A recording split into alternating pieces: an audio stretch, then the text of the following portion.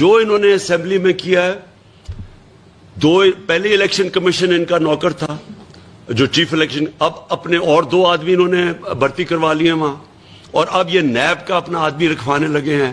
یعنی کوئی دنیا میں یہ ہوتا ہے کہ کوئی آپ جیلوں کے اندر جو چور ہیں ان کو کہیں گے کہ وہ خود ہی اپوائنٹ کرے گا کہ کون اس کی تفتیش کرے گا، کون اس کے اوپر فیصلہ کرے گا.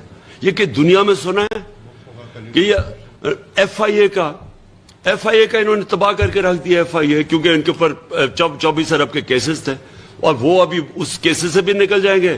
40 ارب کے خاندان کے اوپر نیب میں کیسز ہیں جو سامنے ہیں، 40 ارب روپے کے. اب وہ نیب کو بھی کنٹرول کر لیں گے. کیا یہ قوم تسلیم کرے گی اس کو؟ میں اپنے اداروں سے آخر میں پوچھتا ہوں، کیا یہ آپ اپنے ملک کی تباہی، جس طرف یہ ملک کو دھکیل رہے ہیں تباہی کی طرف، کیونکہ چوری تو ختم ہو گئی نا، اس کے بعد تو آپ بھول جائیں نا کہ اگر ان چوروں کو آپ نے، اپنی نیب بھی بن جائے گی، اپنی ایف آئی اے بھی بن جائے گی، اپنی الیکشن کمیشن بھی بن جائے گی، اور اس کے بعد کہیں گے کہ جی اچھا جی اب آ کے الیکشن لڑ لو، نیب میں آپ کے کیسز یہ درج کرا دیں. ہم سب پہ ایف آئی آر کٹ گئی ہیں. ہم ایف آئی آر، یعنی یہ ہمیشہ انہوں نے یہی کیا ہے. کیا یہ سمجھتے ہیں، میں اپنے وہ سارے معتبر اداروں سے پوچھتا ہوں کہ کیا یہ پاکستان کا جو ڈائریکشن ہے، کیا یہ ہمارے جو بچے ہیں، جو آنے والی نسلیں ہیں، ان کا یہ آپ سوچ رہے ہیں آگے کہ یہ کس طرف جا رہا ہے؟ میں تو اس کو تسلیم نہیں کرنے لگا. اور میں پھر سے آج کہتا ہوں کہ نمبر 1 ہم عدالت پہ جا رہے ہیں اور سارے اپنا کیس پریزنٹ کر رہے ہیں، ہمیں اجازت دی جائے. اور پھر نمبر 2 ہم اپنی پوری پلاننگ کر رہے ہیں. آج ہم نے کیا کیا سبق سیکھے ہیں، کیا کیا ہم نے اوائڈ کرنا ہے، اب ہم تیاری کر رہے ہیں. دوسری طرف ہر قسم کی تیاری کر رہے ہیں، لیکن ہم نے کبھی ان چوروں کو تسلیم نہیں کرنا. جی پلیز.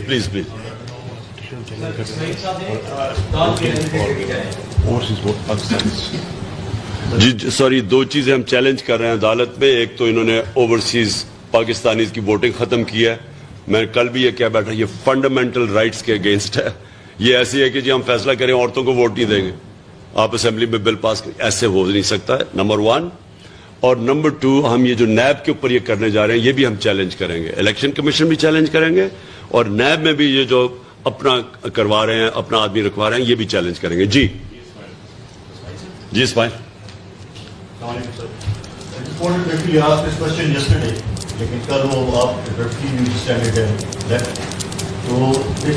اس نے آپ کو پتا ہے سوال اٹ واز فرمائشی، آپ کو پتا نا فرمائش کدھر سے آئی ہوگی. جی ایکچولی آپ ڈیمانڈ کر رہے ہیں کہ الیکشن ہونی چاہیے. Does this also include new election commission composition of the caretaker government? Can you just want to restrict yourself to holding the election? دیکھیں جی، الیکشنز تو نمبر 1 پرائیورٹی. جب اس کے بعد جب آپ بیٹھیں گے الیکشنز کے اوپر، پھر ہم باقی چیزیں نیگوشیٹ کر سکتے ہیں. دیکھیں الیکشن کمیشن کے اوپر کیسے ہو سکتا ہے کہ پاکستان کی جو سب سے بڑی جماعت ہے آج، اس کو کانفیڈنس ہی نہیں ہے اس کے اوپر. تو کوئی بھی الیکشن کمیشن ایک جج ہوتا ہے، جو جس طرح ایک جج فیصلہ کرتا ہے، کیونکہ بیچ میں فریق ہوتا ہے نا، جس طرح ایک امپائر ہوتا ہے. اب جب ایک ٹیم کہہ رہی ہے کہ مجھے جج پہ کانفیڈنس ہی نہیں ہے، تو جج ریکوز کر لیتا ہے اپنے آپ کو. یہ تو ایک بیسک، کیونکہ ججمنٹ کے پیچھے موریلٹی ہوتی ہے، آپ کے پاس مورل سٹرینگتھ ہوتی ہے جوڈیشری میں بھی، کہ آپ کوئی ڈنڈے سے یا بندوق سے تو نہیں کرتے، آپ کی مورل اتھارٹی ہوتی ہے. تو مورل اتھارٹی تو ختم ہوگی نا کہ ایک پارٹی کہہ رہی ہے، بار بار یہ فیصلے کر رہے ہیں، جا کے شریف فیصلے ہوتے ہیں شریفوں کے گھر پہ جو کہ ہمارے اوپر. تو اس لیے وہ سیکنڈ فیز ہے. پہلا فیز یہ ہے کہ الیکشن ڈیٹ دی جائے. جی وہ سیکنڈ فیز ہے. جی جیسے کل آپ نے ایک فلیکسیبلٹی کا مظاہرہ کیا اور آپ نے کہا کہ ہم مذاکرات کے لیے جا سکتے ہیں لیکن کنڈیشنلی. تو اس مذاکرات کی کنڈیشن ہے، اس وقت ویسے بھی امکان ہے کہ واپس اسمبلی میں جایا جائے اور اسمبلی میں جا کر اس مذاکرات کے سلسلے کو آگے بڑھایا جائے. دوسرا آپ نے جیسے کہا کہ لوگوں میں غصہ تھا، واقعی ہم نے دیکھا ہے 25 تاریخ میں وہ وہاں پر تھا غصہ، ہم نے دیکھا کس قسم کا تھا. لیکن ایک طرف عام عوام کی، دوسری طرف جب یہ آپ واپس ہو گئے تو وزیر اعظم صاحب وہاں پر آئے اور پولیس فورس سے ملے اور ان کو شاباشی دی کہ آپ نے تشدد کیا ہے. پھر हमने मरीम नवाज साहब को देखा कि वो लाहौर में हैं, जो शहीद कांस्टेबल उसके घर में हैं, उस पर भी आपके हवाले सुना था कि इसके भी आप जिम्मेदार हैं। तो आप और आज आप कह रहे हैं कि हम अपने बच्चों को कहने की तैयारी करें, तो कोई ऐसा तो नहीं है कि दोबारा आप जो पुरअमन एहतजाज आप हमेशा उसका नारा लगाया, तो ये पुरअमन पुरतशद्दुद एहतजाज की तरफ तो नहीं हो जाएगा? देखिए जी, आप मैं एक एक चीज कर दूं। देखिए, नेगोशिएशंस तो हमेशा हमारी चलनी चाहिए।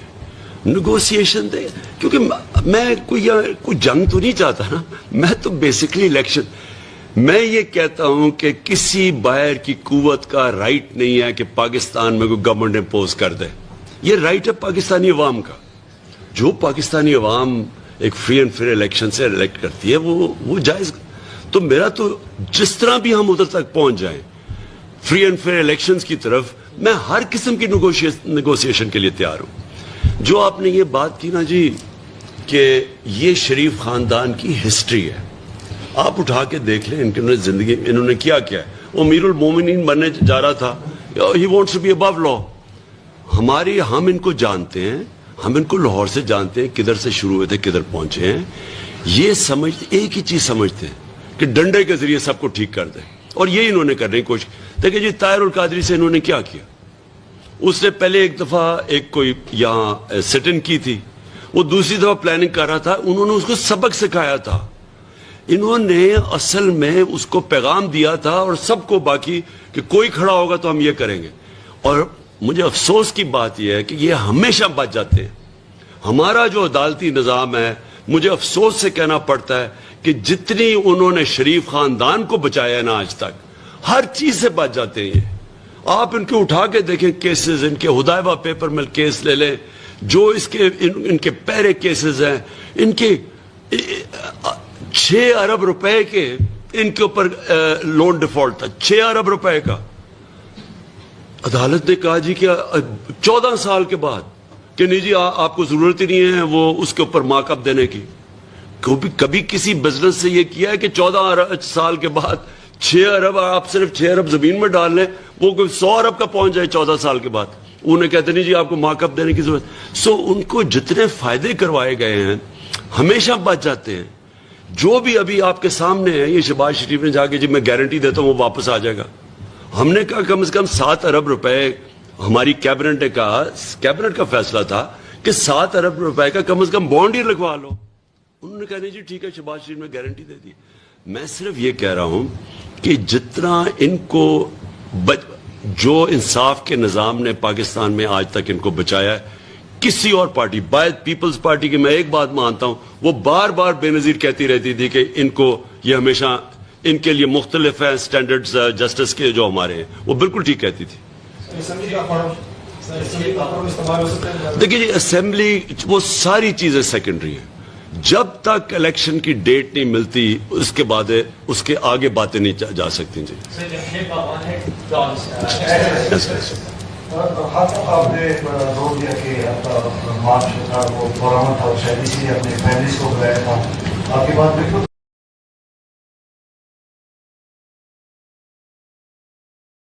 दूसरे, लेकिन उसी दौरान जो आपके पुराने वजीर दाखिला थे जो हमेशा आपके इस तरह बयान देते तो वो आप ही का लगता है, शेख रशीद साहब, वो खूनी का फैमिली, तो क्या ख्याल है कि उन्होंने मुझे ज्यादती नहीं की आप लोगों के साथ जो आपका पुराना मार्च था उसको? देखिए शेख रशीद एक मेरे से बहुत बहुत बहुत सीनियर पॉलिटिशियन है और उनका एक अपना अंदाज है, उनकी अपनी पार्टी है, हमारे कोalition पार्टनर है।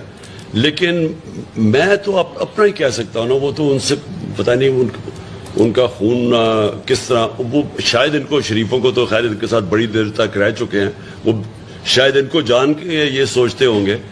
लेकिन देखें, मैं आपके सामने, मैंने हमेशा हमारे जलसों में, आप सारे जलसे उठा के देख लें, बल्कि मियाँ वाली जैसी जगह पे, ये कोहाट जैसी जगह पे कभी इतनी ख्वातीन नहीं आई जलसे पे जो आप आई हैं।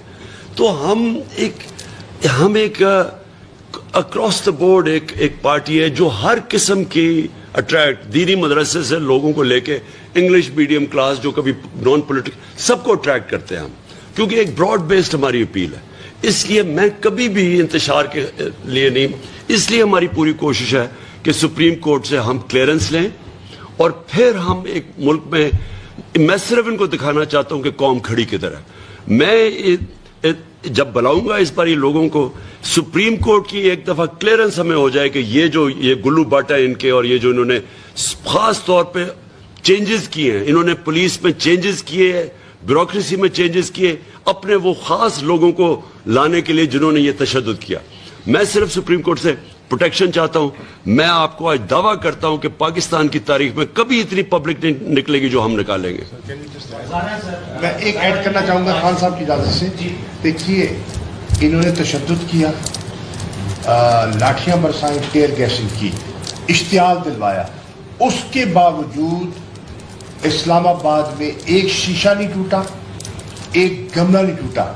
اس سے ظاہر کیا ہو رہا ہے کہ ورکر کو, پی ٹی آئی کے ورکر کو چیئرمین کی ہدایت تھی, آپ نے تشدد کا راستہ اختیار نہیں کرنا, آپ نے صبر کا مظاہرہ کرنا ہے. یہ کلیئرٹی آپ کے سامنے ہے نا. اور صبح کو آپ کے سامنے ابھی سوشل میڈیا پہ ہماری عورتیں نکلی اور وہ صاف کر رہی ہیں, وہ جو سارا گند پڑا ہوا تھا وہ صاف کر رہی تھی. اور یہ ہماری ٹریڈیشن رہی ہے. ہم نے جب دھرنے میں بھی تب سے اپنے لوگوں کو ٹرین کروایا ہوا تھا. 126 دن میں کبھی ہم نے کوئی توڑ پھوڑ نہیں کی, ہمیشہ وہ صفائی کرتے تھی.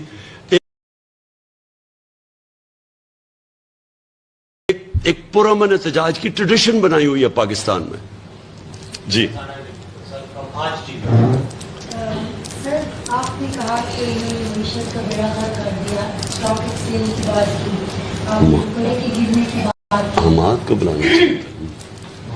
اسد ہے, ہاں ایک منٹ, ہاں ٹھیک ہے اسد. اور آپ نے یہ بھی کہا کہ ان سے فیصلہ نہیں ہو پا رہا.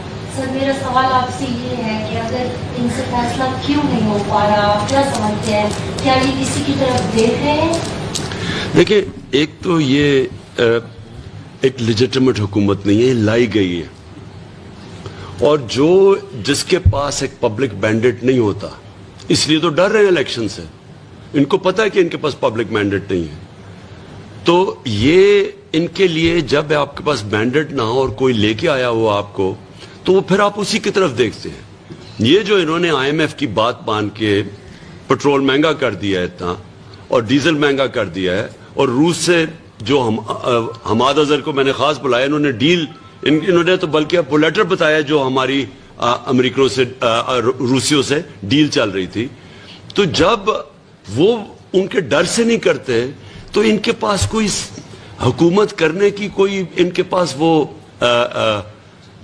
طاقت کہہ دیں, کیپیبلٹی, بڑے فیصلے کرنے کی طاقت تو ہے ہی نہیں.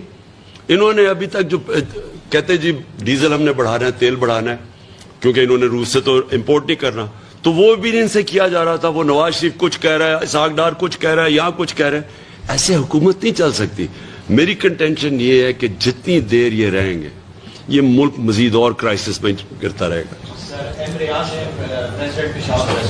جی سر, آپ تیاری کی بات کر رہے ہیں کہ اس بار زیادہ تیاری ہوگی. تیاری یقیناً آپ کی ہوگی, لیکن حکمت عملی کیا ہوگی کہ جو باقی 3 صوبے ہیں, اس کے ساتھ آزاد کشمیر ہے, گلگت بلتستان ہے, خصوصاً پنجاب جو کہ آبادی کے لحاظ سے سب سے بڑا صوبہ ہے, وہاں سے زیادہ لوگ جو ہیں وہ آئے, ان کی موبلائزیشن ہو. یہاں پہ آپ خود لیڈ کر رہے تھے, میں صاحب سے بڑا قافلہ دیا, جس کو اس کی تعداد کی اسٹرینتھ کی وجہ سے روکنا ممکن نہیں تھا. آپ نہیں سمجھتے کہ زیادہ موبلائزیشن کی ضرورت ہے, پلس آپ اگر خود وہاں سے ہوں, ایک بات, اور دوسری یہ جو آپ کے اتحادی ہیں جو آپ کے ساتھ حکومت میں رہے, وہ ایک لاتعلق سے نظر آ رہے سارے پالیسی سے. سر آپ کے ساتھ ابھی جو ایک اتحادی ہے, دیکھیں, پہلے تو میں ایک چیز یہ واضح کر دوں کہ اگر پنجاب میں لوگوں کو نہ روکتے, کیونکہ یہاں تو نہیں روکا نا, کے پی میں اور اپنے ہمارے جی بی میں اور آزاد کشمیر میں, تو